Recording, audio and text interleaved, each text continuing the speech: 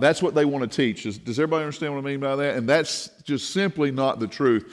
And you get a lot of that. You hear a lot of that. That's a real common teaching that we're all worshiping the same God, and that God is Allah, that God is Jehovah, and that's just not the truth at all. They're worshiping a God that has nothing to do with the God that we worship. Now, the reason we know this, Muhammad claimed that God came to him and revealed to him that he was Allah and that he was his prophet. He was going to be his prophet.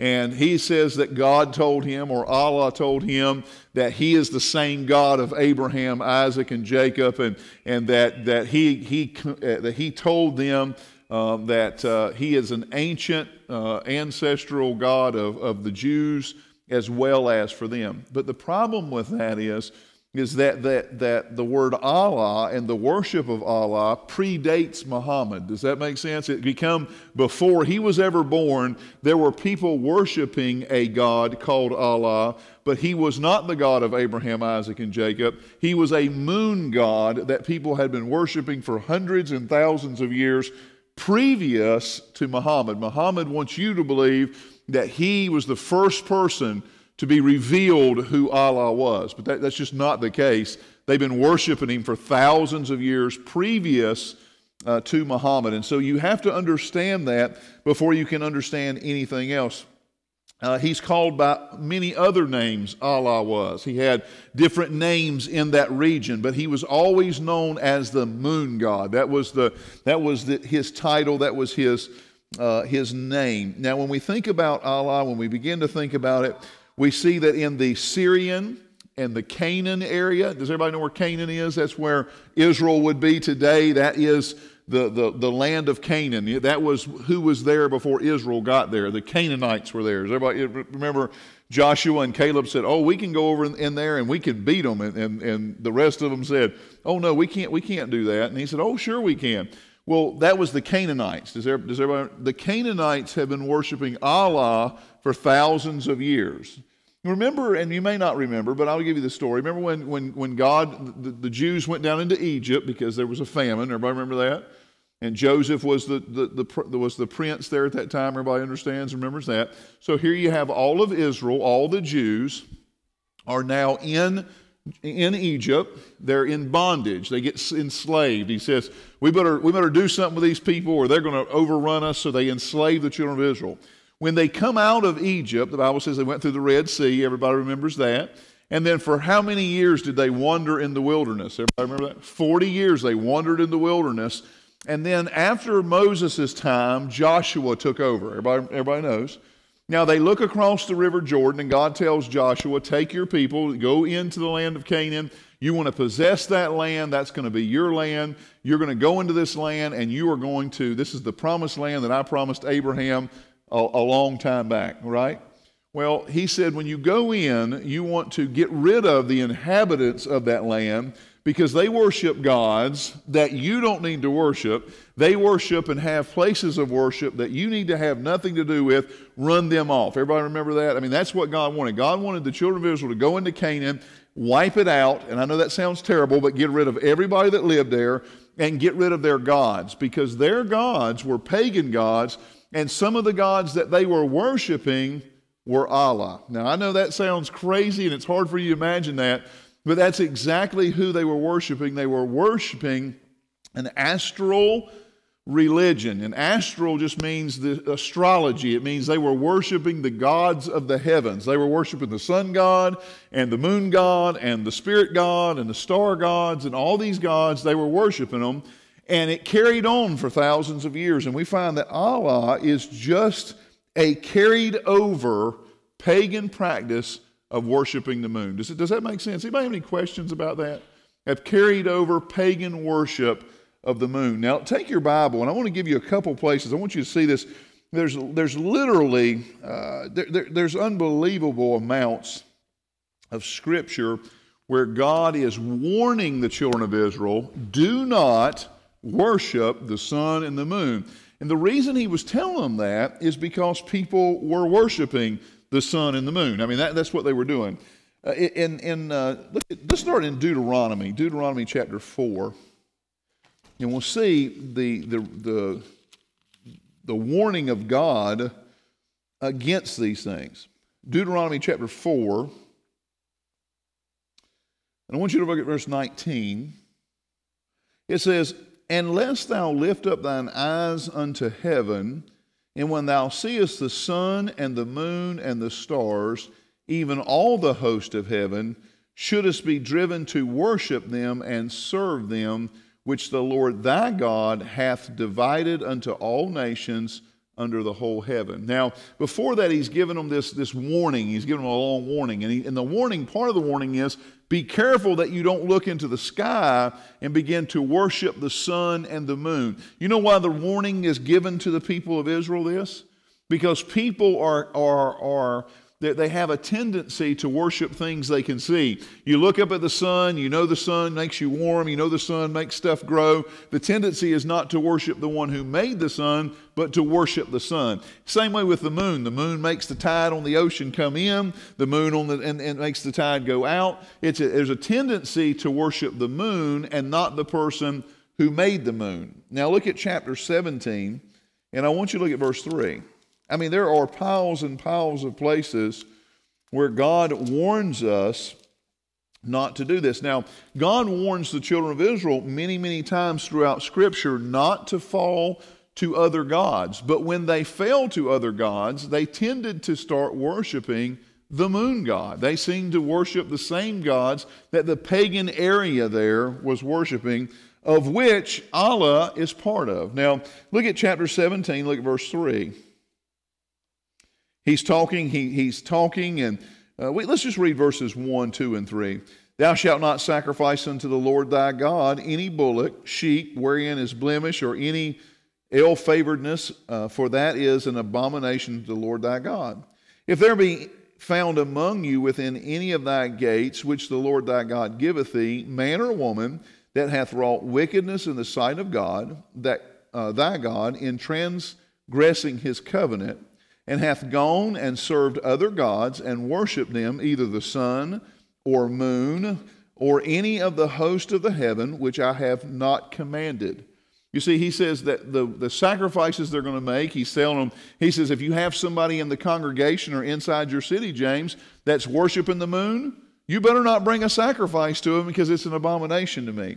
What he's warning against is moon worship. He's warning against people worshiping the sun. Now look at 2 Kings chapter 21. 2 Kings chapter 21 and verse 3.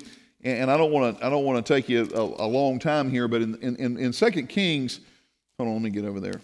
In 2 Kings, we find Israel is going through a lot of different things. There's a lot of things going up and a lot of things going down, and they're going back and forth. They worship God one minute, they worship somebody else the next minute, and things are constantly being changed. They're not serving God fully. Sometimes they're worshiping other gods, sometimes they're not. And we find here in 2 Kings chapter 21, and look at verse 3, it says, "For he built up again the high places which Hezekiah his father hath destroyed, and reared up altars of Baal, and made a grove, as did Ahab king of Israel, and worshipped all the host of" what? So when you see Baal worship in the Bible, sometimes people will think that this is some god named Baal. Does that make sense? Somebody thinks, sometimes they think it's a big statue of a person called Baal. But that's not what Baal worship is. Baal worship is the worship of the sun and the moon and the heavens. Does that make sense?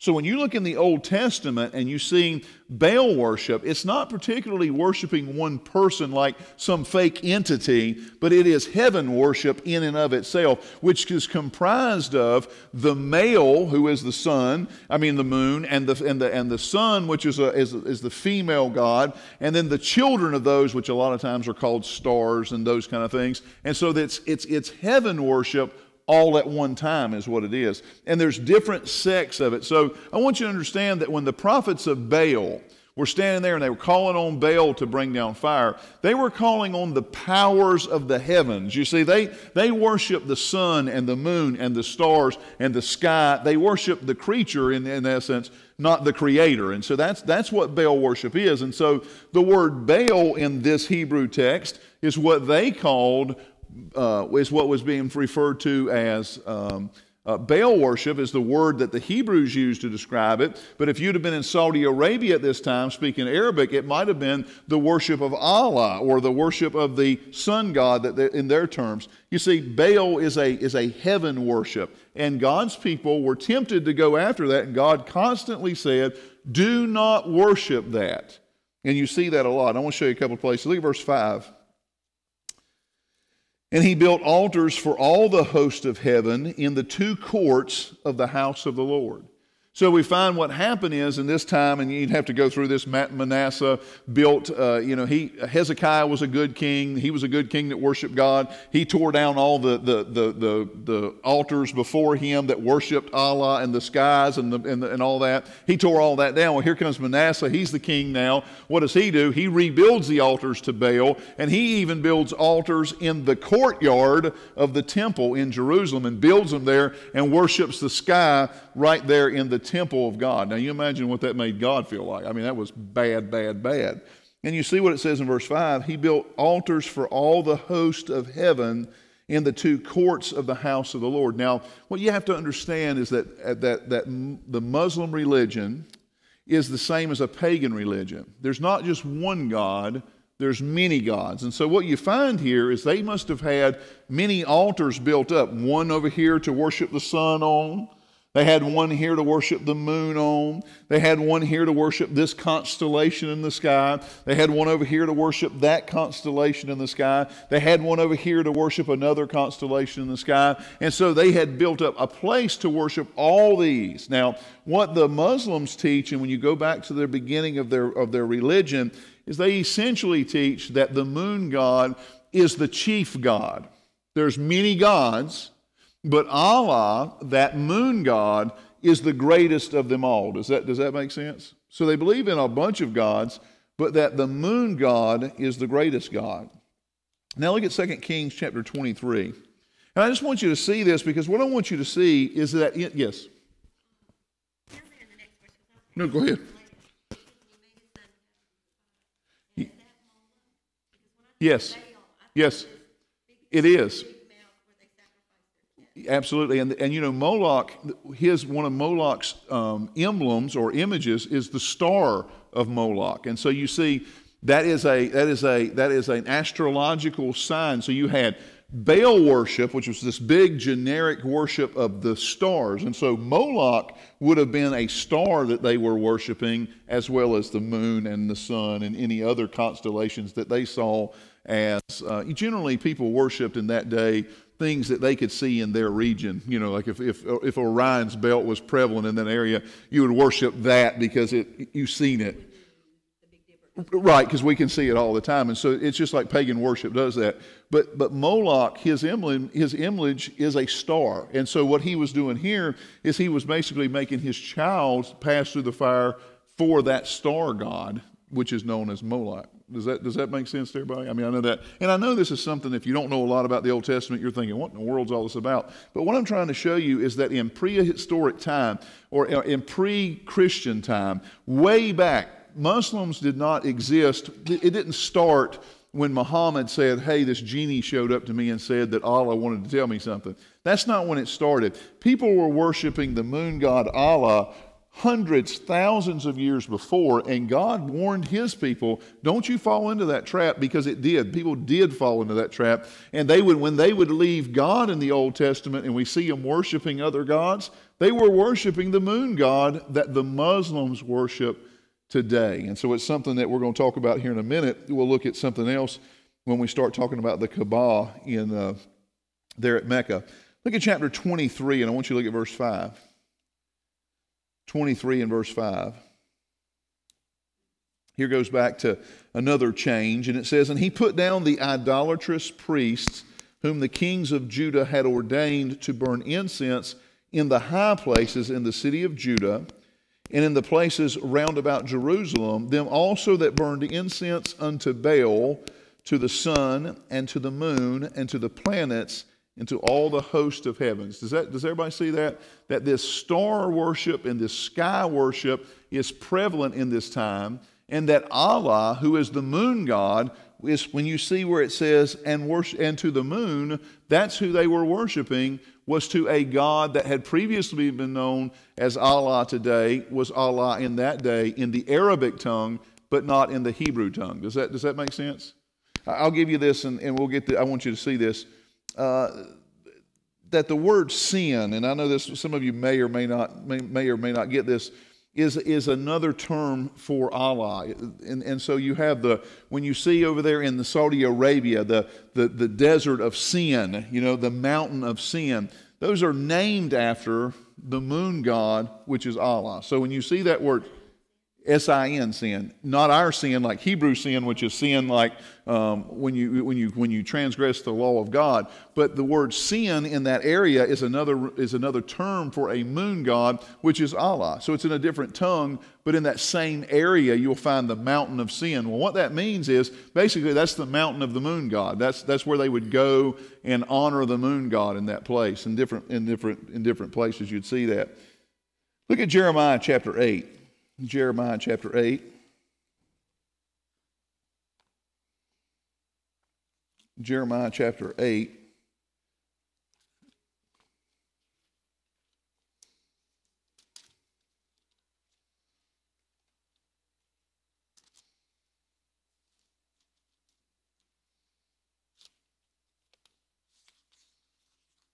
Jeremiah chapter 8 and verse 2. It says, and they shall spread themselves before the sun and the moon and all the host of heaven, whom they have loved and whom they have served, and after whom they have walked, and whom they have sought, and whom they have worshipped. They shall not be gathered nor buried. They shall be for dung upon the face of the earth. Now, he's referring to the people who live in this area who worshipped the moon and worshiped. This is a judgment of God. But notice they worshipped all the host of heaven, including the sun, including the moon. It's very worshipped way. They worshipped everything. Now, I want you to write this down. I want you to get this, that in the ancient Syria, in ancient Canaan, which is in Canaan, where the Israelites moved in and took over what we would call now Jerusalem and the Holy Land, it is a place that has been found over and over and over and over and over. They have found artifacts that represent the moon god, which is represented by a crescent. Does everybody know what I mean when I say a crescent? State of South Carolina, on our flag, we have a crescent on our flag. That worries me too. No, but the crescent we have on our flag, we have a palm tree and then we have a crescent. Well, the crescent is a sign of the moon, obviously, in its different phases. And when you go to Canaan, or you go to where Israel is today, and you go into those desert areas around those areas, they find civilizations, Brother James, where they're worshiping the moon god, and their symbol for the moon god is the crescent. Now, what is the symbol for the Muslim faith? It's a crescent and a star. It's a moon. They have a moon. It would be like us having a moon out front. People say, well, what's that moon for? Oh, well, that's just our emblem. That's just so. Well, why would you as a Christian nation have a moon on the front of it? Well, it's just what we use. Well, we'd have to come up with a reason. You know what we have? We have a cross, because that represents a holy site to us. That's where Jesus died on the cross. Now, not that cross, but it's a representation of that. Why is the Muslim faith's representation a moon? There's only one reason. It's because Allah is the moon god. That's who they worship. When you go to Ur of Chaldees, some of the oldest artifacts that can be found today, they have them on display, and you can see them. If you look it up, you'll find them of the moon god Allah sitting on a little chair, and he's about this big, and right in his chest is a big crescent. That's the mark on it, is a crescent. And so when you find all these artifacts from those temples, is a temple to the moon, and the crescent is their emblem. And so the Muslim faith's crescent is not like the crescent of South Carolina. The reason the crescent of South Carolina exists is that when they were defending Fort Moultrie, they had built the fort out of palmetto trees. We call them palm trees, but they're actually palmetto trees. And the palmetto trees were very strong, and they withheld the cannon fire. Everybody knows that story, right? And so that palmetto tree went on our flag. The reason for the crescent is at that time, of course, we didn't really have an army. We had like a militia, and a militia was a group of guys that would volunteer to go fight. Yeah, hey, we'll go fight, that kind of deal. And the commander, the guy who was over that, he wore one of those, they used to wear these things around their neck, almost kind of like a piece of armor. Does everybody understand what I mean? It was made for swords to keep you from being, so it was like a crescent that went around your neck. And he was he had fought for the English, the British. So he was one of the few people in the militia that had military attire. Everybody else was just farmers out there with muskets fighting. And because he wore that, and they won that battle, and they were able to protect the coast of South Carolina, they placed that crescent on our flag. I don't know if anybody knows that, but that's what the mentality. But when you ask a Muslim, hey, why is there a crescent on your flag? Well, there's no story like that. There's no reason. It's not like somebody had this little thing that the reason they have a crescent is because their God is the moon god. Now, we know that because when Muhammad's family, their last name was Allah. And how people don't realize that, I don't understand. That was was Allah. That was their last names. Right, like Muhammad, Allah would be their name. And so they don't understand that his family was a descendant. He was a descendant of just true moon worshipers, meaning, hey, what's your dad do for a living? Well, he works at the farm. Where y'all go to church? Well, we go down here and worship the moon. That's what we do. That's his family lineage. Does that make sense? Does everybody understand when I say that? Muhammad met a genie that told him all these things. When he heard these things, when these things were told to him at first, he began to think that he was possessed of a devil. He thought that a devil had spoke to him and that a devil was telling him these things because he felt awful because he could hear this thing inside of him telling him all these things. And it was a genie that he ran into, or a jinn's what they call it back then. And he comes home to his wife, his wife, her parents, her dad was a Kenite priest.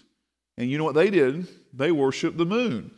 And when he came back home and told her what happened and explained to her what was going on, he thought the devil had possessed him and told him all these things. She said, oh no, that's not the devil talking to you. That's Allah talking to you. And that's where it come around. He started to go, oh, okay, I'm talking to God. Of course, he wasn't, of course. Probably was talking to the devil, and that that the devil had explained these things to him. The Satan will take on any form that is necessary to receive worship. He wants to receive worship. So if he has to change his name to Allah and you'll worship him, he's okay with that. He doesn't mind doing that. When he appeared to Jesus in the temptation, everybody remember that? He told Jesus, look, I'll take you up here on this. He took him up on the high mountain. He showed him the whole world, said, if you worship me, I'll give you everything. Now, he knows that if Jesus would have worshiped him, it would have been just false worship because he's not God. It would have been, but he doesn't care whether it's false worship or not. He wants worship. That's what he wants. And so what he does is he presents himself to people in the form that they want to see him in. And if they want to see him in the moon god, he'll be the moon god. He'll be whatever these folks want, and he will present himself in a way so that he can be worshiped. Does that make sense? Anybody have any questions about that at all? The Ur of Chaldees is a place where Abraham was called out. The place that Job worshipped God in has a temple that has been uncovered there that was built to the moon god. It has been there for thousands and thousands of years, all the way since God created man. When God created man and man sinned, man desired to worship, and they will go out and worship things versus the thing that made it. And so it is natural for people to do that, and they've been doing that forever and ever and ever. There was a temple for the moon god that was excavated in the 50s. And this temple was set aside to the moon god. Now, it is regarded as one of the oldest temples in the world. And this oldest temple in the world is worshiping a god that is the moon, who in the Saudi Arabian tongue would be called Allah. And that's just not coincidence. That's just the truth of the matter. What they have done is they have taken an old religion, added some new parts to it, but still have the same religion. Does everybody understand what I mean by that? Do you see what I mean? You take a pagan cult, you add some new little tricks and feels to it, still a pagan cult, just the same thing, just reinvented in a different way. So here's what I want you to get, okay? And I want you to get this because I want you to understand completely what the Muslim faith is like, okay? When God made Adam and Eve and man sinned and man went into sin, men began to do things that they shouldn't do. A man came along by the name of Nimrod. And Nimrod was a hunter of men's souls, the Bible said, thousands of years ago. And he worshiped Baal, and he is who started the worship of Moloch. And in that far-flung time, they were worshiping the moon and the stars and everything around. When Moses was preaching the 10 Commandments, he was telling people how they ought to live, the children of Israel were tempted to go by the way of Moloch. When King David became the king, he was running off all the bad temples of Baal in Jerusalem. But when David died, Solomon became king. He invited women in from the outside. He had 700 wives. They brought their gods in, and they set up more temples to worship Baal. What I'm trying to tell you is they've been worshiping Baal in the heavens for years. Now, when Jesus died on the cross and was buried and went back to heaven, the apostles and the prophets are out preaching the gospel of Jesus Christ. Then here comes a guy named Muhammad. What does he do? He takes Baal worship, he twists it just a little bit, and now we have Baal worship going on today, and it is the fastest growing religion in the world.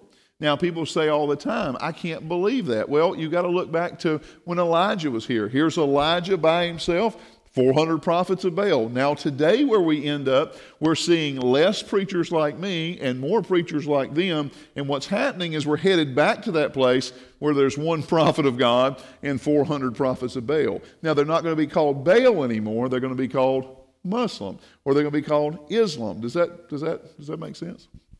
Good. When we go and we study the beginnings of it, we want you to understand the beginnings of the Muslim faith, and then we'll go through and see what they believe and how they operate. So that's what we want to do. The beginning is moon worship, okay? So I want you to get this. There's several things that the Muslim faith does. There's several things that they have to do, and one of the things that they have to do is they have to pray toward Mecca. Have you ever heard that? Pray toward Mecca? It's that holy place. I had a fellow tell me one time, he thought that Mecca and Jerusalem were the same place. And that's not true. Does everybody understand? That's not true at all. Mecca is a little bitty place in Saudi Arabia down by the Red Sea. Jerusalem, of course, is up above the Dead Sea, and it's a long way from there. It's very, very far from there. It's a long place. The Muslims will tell you today that it is important to make a pilgrimage before you die. If you want to go to heaven and you want to have 70 virgins one day in heaven, then you must make the pilgrimage to Mecca one time in your life. So people every year, thousands of people, go to Mecca every year to worship at the Kaaba. Is everybody familiar with that? Does anybody here have any questions about the Kaaba? Anybody? Yes. The Kaaba is a square. It's a building,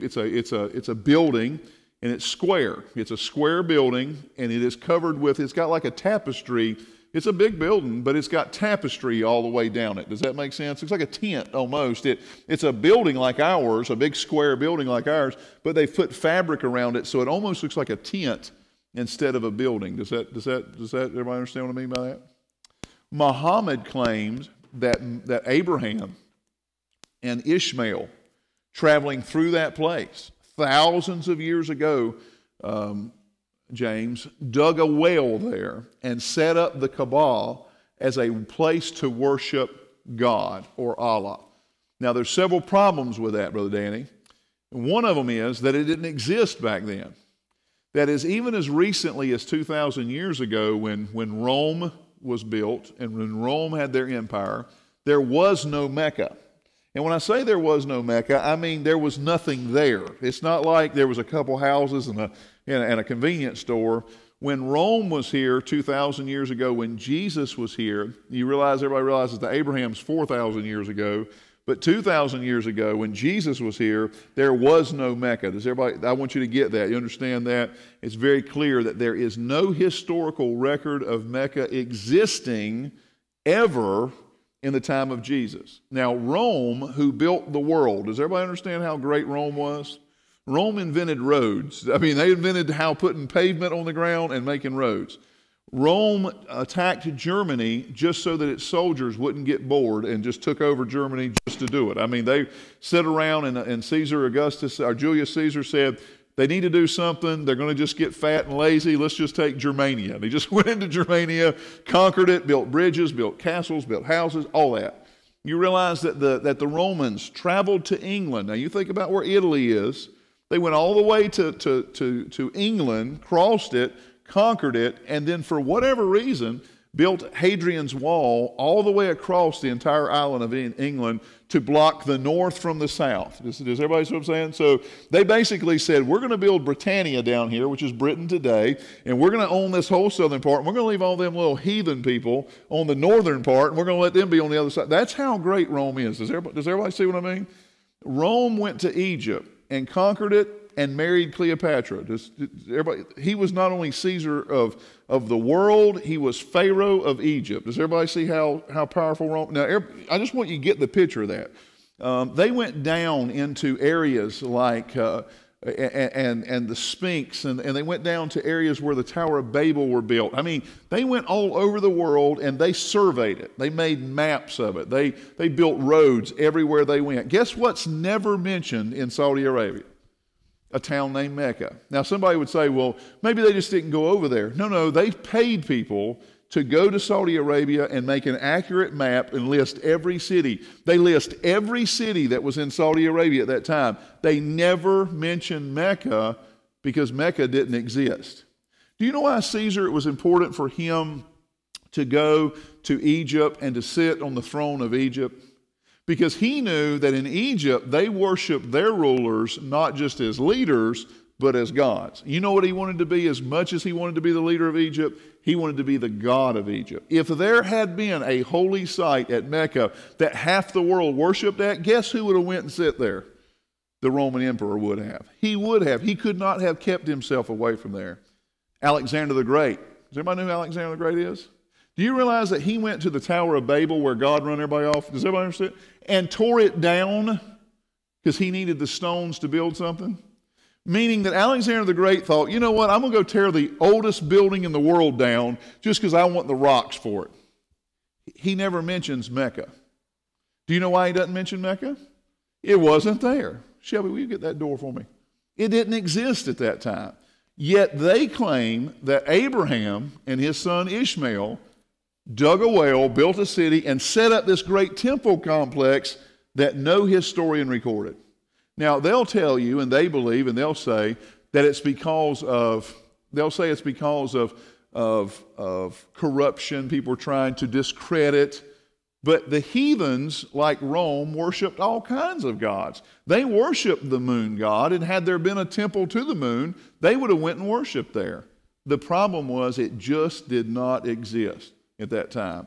The Muslims claim that Mecca is this holy place that everyone must worship toward because Abraham and his son dug this well and set up this place. Yet, when Muhammad arrived at the Kaaba, which he did not start, he didn't build it, he just went to it, it had 360 gods in it. 360 gods. And this is where Muhammad claimed as the holy place of the Muslim faith. Now, why in the world would a person who claimed to worship one God want to worship in a place where there were 360 gods? And we're not talking about a place where they worship 360 gods. I mean inside this square, which is the Kaaba, there were 360 individual gods that you would go and worship at. Now, does that sound like our God? No. He went to Mecca. It was already there. He picked this place, and then in order to gain power, he said, hey guys, I believe your site is older than you think it is. Well, what do you mean? Allah has told me that Abraham and Ishmael built this place. And they went, well, you must be his prophet. And he pulled the power of those people. Does that make sense? I'll give it is Kaaba. B-A-H. Mecca.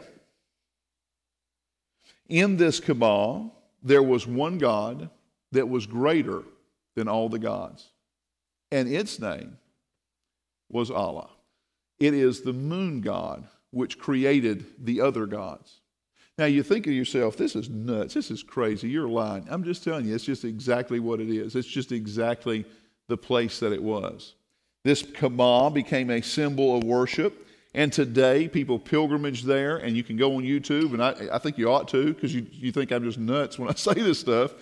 But thousands of people show up there every year, and they march around and around this Kaaba. And in this Kaaba, there's this black rock, this black stone that fell from the sky that they enshrined in silver.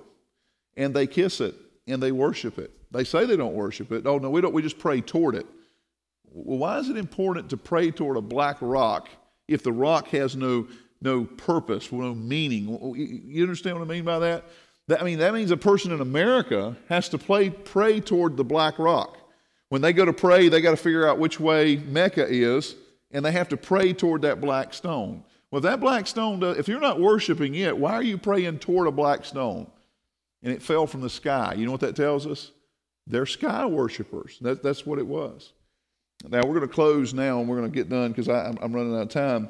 But when we come back, we'll talk about how Muhammad began to take over the Kaaba, to absorb it into his new faith that he came up with. And now the people who are Muslims today are worshiping the same God that they were worshiping way back then, but don't realize that in their worship. You see, there was a time where he then outlaws all 360 gods except Allah. And the people rise up and they have this big thing. And then he allows them to worship the 360 gods. And then he comes back again later and takes back the teaching that you can teach 360 gods. That's not the kind of faith that I want. I don't want a prophet that changes his mind when people get upset about it. It should be either this is right or this is wrong. Okay, we'll take a break right there.